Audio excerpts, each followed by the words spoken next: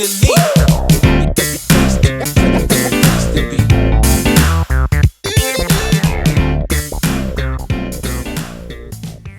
and welcome back to my film and TV channel. The sun's out, there's a shock horror in October, but there we go. Love the joys of living in the UK. Yeah, we do get the odd okay day. I'm not overly warm, as you can see from the hoodie, but never mind. But yes, interesting one today. We're going over to Amazon Prime. And it's an 8-episode, probably a mini-series, isn't it? 8 episodes by about 20-odd minutes, 23, 24 minutes. And it's an Australian version of The Office. Yes, one of my favourite series in the UK. One of my very, very favourite American series as well. Of course, lots more episodes of the American one than the UK one. But yes, one of my favourites from back in time. An Australian mockumentary sitcom, it's classed as, based on, of course, the British series, which was also obviously spawned the US series. It was created by and starred Ricky Gervais, of course, and Stephen Merchant here in the UK.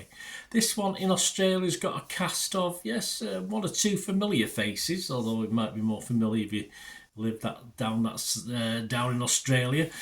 Cast of Felicity Ward, Edith Poor, Steen Raskopoulos, Shari Sevens, Josh Thompson, Johnny Brew, Susan Ling Young, Raj Labade, Lucy Schmidt, Zoe Terakes, Pallavi Sharda, Claude Jabot and Jason Perini, yes, and they all play similar roles to what we've seen in the US and UK versions. But this is the first time it's been led by a female, and there's been some criticism. A lot of people don't understand why this lady was picked, but I thought she did a good job. Thought she was fine in this. I have seen her in other things as well.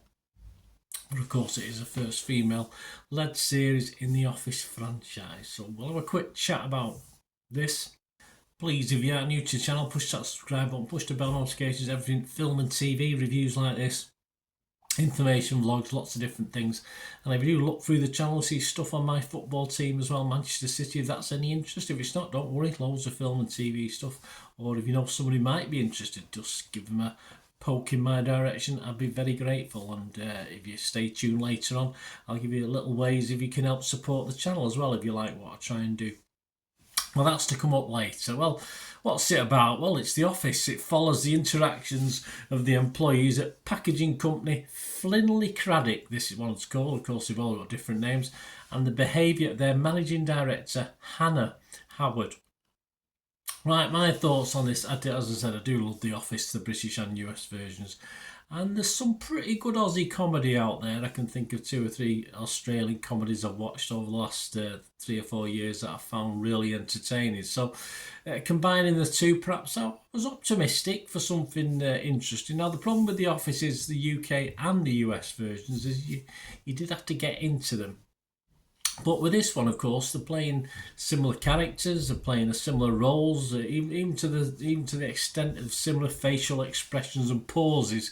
It's sort of so you feel on familiar ground, and it's always good to see other actors attempting those roles. And I think generally, if you're an Office fan, I think you'd be quite pleased with the way some of these actors have tackled and accomplished the roles that we've grown to know and love over the years.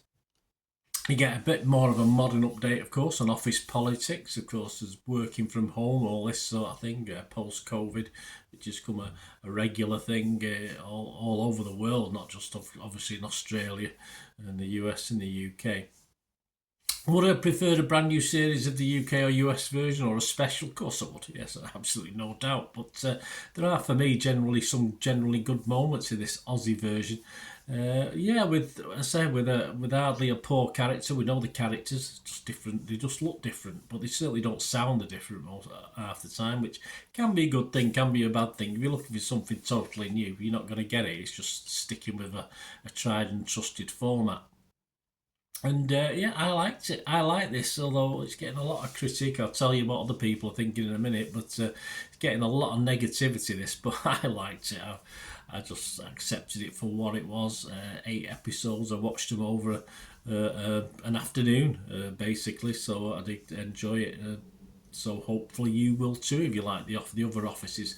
So I'm going to be fresh on it on Rotten Tomatoes. I'm going to be positive on Metacritic. And I'm going to give this just my watchable score. I'm not going mad. I just think it was worth the watch. It was watchable. So I'm going to give it my basic 6 out of 10, which yeah, it's pretty high compared to Internet Movie Database. Rotten Tomatoes, only 5 critics. 4 were fresh, 1 was rotten, but it's getting a 6.6 out of 10, so that's all well and good. But Internet Movie Database, as I said, 561 scores as I'm recording this on the 19th of October 2024, and it's just getting 4.3 out of 10. So a lot of people didn't like this, but 4.3 out of 10 is not very good. The Rotten Tomatoes audience, again, there's no breakdown, but only a third of their people liked it, so not great. So the public seemed to be against it. I liked it. Let me know what you think, guys. It'd be great. As I say, it's just more of the same for me with the different actors, different, I won't say different characters, different names for characters, but it's all the tried and trusted stuff. So I liked it. I treated it as an extra sort of version of it, but from an Australian slant, which I like anyway, because as I say, I like Australian comedies generally. So it went down well with me. Let me know what you think, guys.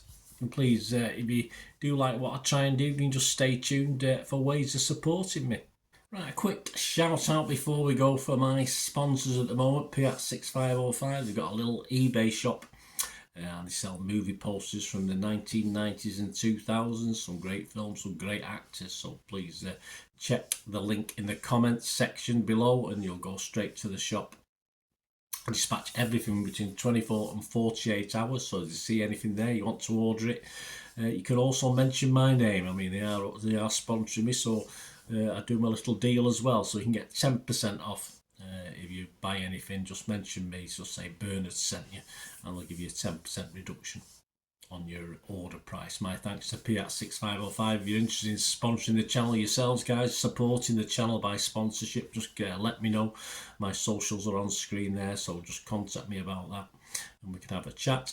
Other ways to help me out, guys, if you watch the ads, if the ads on this YouTube ads, that helps in a very little way, but it all helps. It all, watch the pennies and pounds look after themselves, they say, don't they? Or the pennies or the 10p's look after themselves. But if you watch the ads or follow the links on the ads as well, that's always a nice way to support the channel. If you sort of hang on for it, I've done that. I watched other people's and followed the ads, just something I fancied, which does happen from time to time.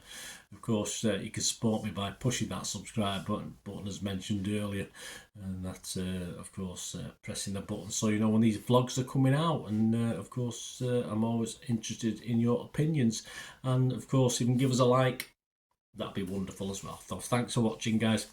Hopefully I'll join you very, very soon with something else. Until we meet again, I'll never ask one thing, don't I? Please stay safe, everyone. Bye for now.